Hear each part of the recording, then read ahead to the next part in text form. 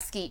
तो बुधवार सुबह ओडिशा के बालासोर के पास महानगर तट से ये टकरा चुका है और इस दौरान हवा की रफ्तार 130 से 140 किलोमीटर प्रति घंटे रही। तूफान का रात 1 बजे पूर्वी सिंहभूम के बहरागोड़ा की जगह पश्चिमी सिंहभूम के टोटो से झारखंड में प्रवेश हुआ। उस वक्त इस तूफान की गति 50 से 60 किलोमीटर प्रति घंटे थी। यास के असर से झारखंड के 21 जिलों में लगातार बारिश हो रही है, जिससे जनजीवन अस्त व्यस्त हो गया है। नदी नाले तालाब भर गए हैं, कई जगहों पर पुल पुलिया बह गए हैं, कई इलाके जलमग्न हो गए हैं। मौसम विभाग के मुताबिक आज दिन भर यही हालात रहेंगे। कल से मौसम थोड़ा खुलेगा।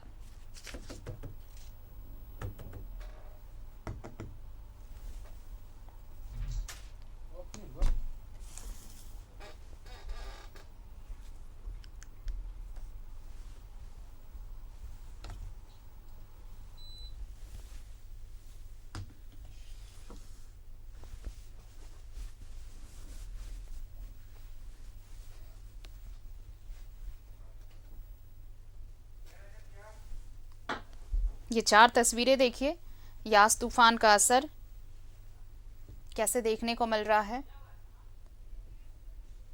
लगातार बारिश हो रही है। और चलिए अपने सहयोगियों के पास रुक कर लेते हैं। इस वक्त हमारे साथ जमशेदपुर से जुड़ रहे हैं सहयोगी प्रवीण और रांची से जुड़ रहे हैं हमारे साथ अंजनी। सबसे पहले जमशेदपुर का रुख कर लेते हैं। प्रवीण हमारे साथ हैं। प्रवीण देखिए, राहत की बात अब ये आ गई है कि आज दिन भर सतर्कता की जरूरत है। कल से इसका असर थोड़ा कम होने लगेगा यास चक्रवाती तूफान का।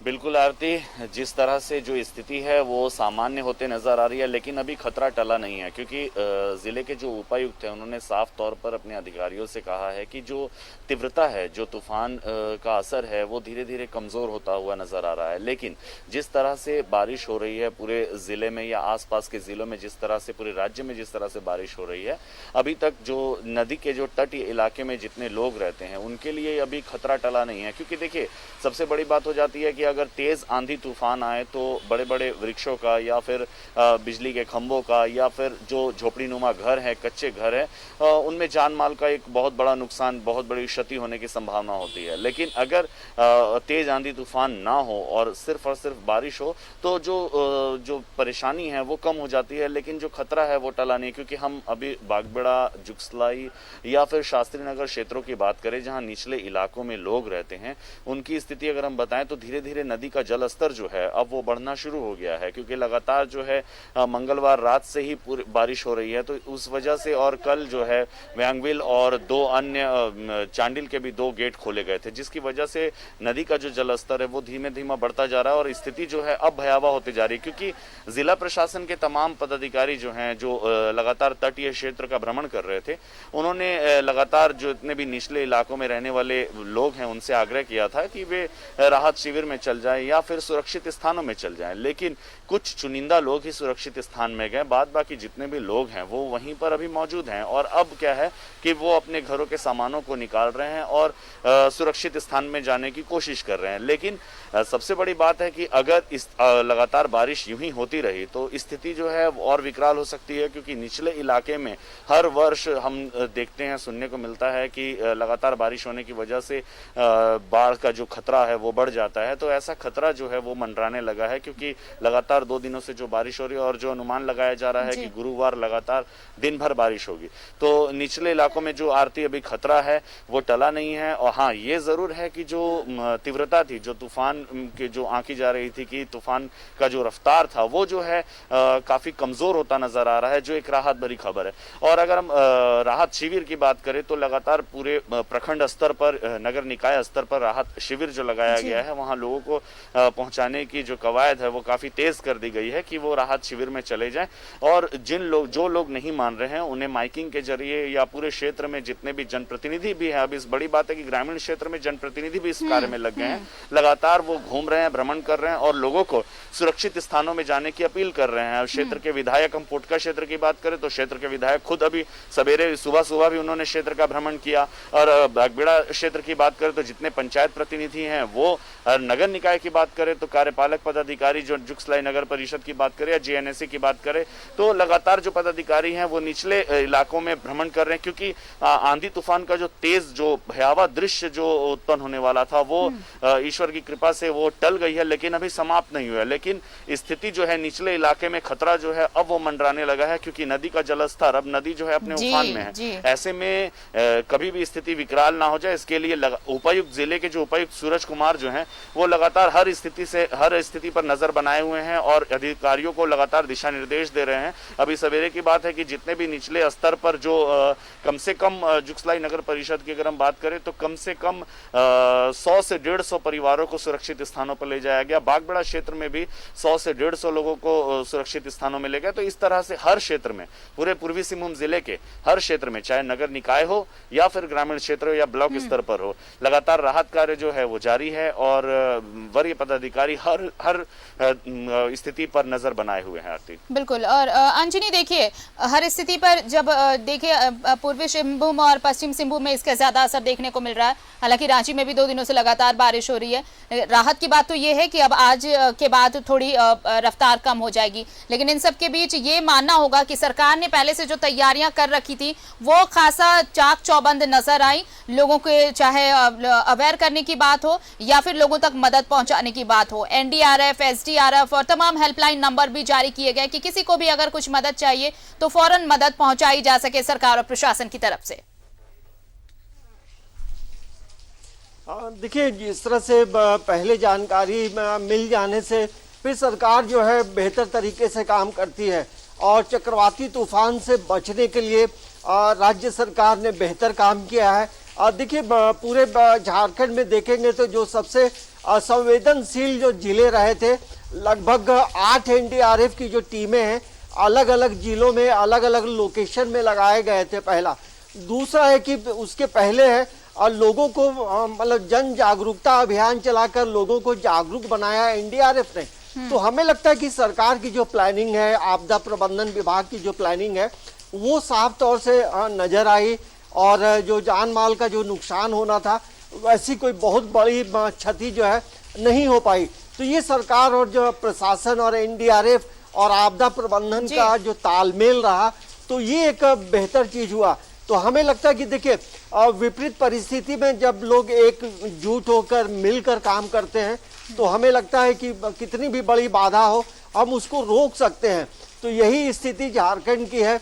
अब झारखंड में धीरे धीरे जो है बारिश हो रही है तो वैसे बहुत परेशानी अब सामने नजर नहीं आ रही है, लेकिन जिस तरह से एनडीआरएफ की टीमें और आपदा प्रबंधन विभाग ने 2 दिन पहले से ही मॉक ड्रिल करना शुरू किया और लोगों को बताया गया कि ऐसे समय में आप क्या करेंगे, क्या नहीं करना है।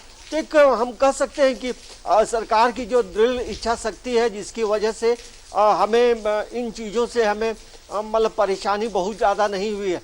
अब बारिश लगातार होगी तो अब कल का इंतज़ार करना होगा और ऐसे समय में अभी भी जब बारिश हो रही है तो आप बेवजह लोग तो अभी बाहर नहीं निकलेंगे, लेकिन जिन्हें दफ्तर जाना है वो तो ज़रूर जाएंगे।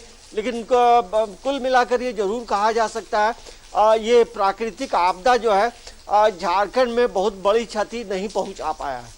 चलिए प्रवीण, देखिए राहत की बात ये बिल्कुल रही कि जो पहले से पूर्वानुमान जताया गया था उस रफ्तार से यहाँ पर लैंडफॉल नहीं हो पाया यास का, लेकिन अब लोगों के सामने ये भी चुनौती होगी कि जिन लोगों को निचले इलाके से निकाला गया है, उन्हें रेस्क्यू कराया गया है, जिन्हें वहाँ पर रखा गया है, वहाँ पर कोरोना संक्रमण का भी खतरा ना बने, ये भी प्रशासन के लिए चुनौती है। बिल्कुल आरती, ये तो चुनौती है क्योंकि दो चुनौतियों को प्रशासन के द्वारा सामना किया जा रहा है। क्योंकि एक कोरोना का जो संकट है वो लगातार निरंतर जो है वो सर पर मंडरा ही रहा है। दूसरा एक जो चुनौती जो सामने आ गई वो है यास तूफान की। तो ऐसे में जिला प्रशासन के पास या फिर पूरे राज्य स्तर पर देखे तो एक दोहरी चुनौती को लेकर सारे पदाधिकारी चल रहे हैं, संकट की घड़ी है। लेकिन जो निचले इलाके से जिन लोगों को रेस्क्यू किया जा रहा है और राहत शिविर ले जाया जा रहा है। अभी फिलहाल जो है स्थिति जो है काफी उथल पुथल है आरती। वैसी स्थिति अगर देखा जाए कि सामाजिक दूरी का पालन हो या सोशल डिस्टेंस का पालन हो, क्योंकि लोग जो है बहुत डरे सहमे और घबराए हैं, क्योंकि जब उन्हें कल से ही जब जिला प्रशासन के द्वारा या माइकिंग के जरिए या फिर लगातार भ्रमण कर जितने भी पंचायत प्रतिनिधि हैं लगातार लोगों से आग्रह कर रहे थे कि वे सुरक्षित स्थानों में चल जाएं, लेकिन ऐसी स्थिति कुछ ही लोग, चुनिंदा लोग ही सुरक्षित स्थानों में गए, लेकिन बाद जो एक बड़ी संख्या, क्योंकि हम आपको बता दें आरती की अगर जुगसलाई क्षेत्र की बात करें या बागबेड़ा क्षेत्र की बात करें, कदमा के इधर शास्त्री नगर की बात करें, तो एक बड़ी संख्या में एक आबादी जो है नदी के तटीय इलाकों के, नदी के किनारे निवास करती है, झोपड़ी नुमा घर है। अगर ये बाढ़ का खतरा बढ़ता है तो ये सारे घर जो है उसकी चपेट में आ जाएंगे और स्थिति जो है और विकराल हो जाएगी। तो ये एक बहुत बड़ी समस्या है, लेकिन अभी जो स्थिति है लोग घबराए हुए हैं, डरे सहमे हैं और वो ऊपरी इलाके की तरफ कूच कर रहे हैं। और बहुत लोग तो ऐसे हैं जो अभी तक अपने घर के सामानों को जो है वो निकाले नहीं है।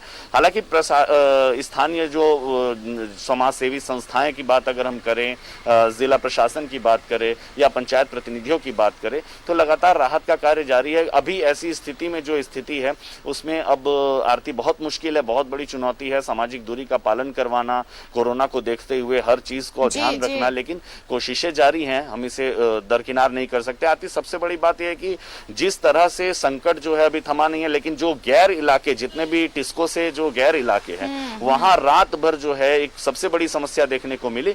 जितने भी बड़े बड़े वृक्ष हैं वो तार, बड़े बड़े खंभे में, ट्रांसफार्मर टकरा गए, जहां पर जिसकी वजह से बिजली जो है वो पूरी तरह से गुल हो गई। आधा जो क्षेत्र है, लाखों लाख की जो आबादी है वो अंधेरे में नजर आई और अभी भी संकट खत्म नहीं हुआ, क्योंकि बिजली विभाग के कर्मचारी के सामने एक बहुत बड़ी समस्या हो जाती है कि अगर लगातार बारिश हो रही है तो ऐसी परिस्थिति में बिजली आपूर्ति बहाल कराना ये एक बहुत बड़ी चुनौती है, क्योंकि बारिश के समय में वो राहत का कार्य नहीं हो सकता, ये मरम्मतीकरण का कार्य नहीं किया जा सकता। और ऐसी परिस्थिति में जो अभी भी जो आधा जो आबादी है, जो जिले की आधी आबादी है, वो अभी अंधेरे में मतलब अभी तो उजाला हो गया है, लेकिन स्थिति तो अभी भी खराब ही है, क्योंकि ट्रांसफार्मर उड़ गए हैं, बहुत सारे जगह पर खंबे जो हैं वो उखड़कर सड़क पर आ गए हैं, बहुत बड़े बड़े वृक्ष जो हैं सड़कों पर गिरे हुए हैं।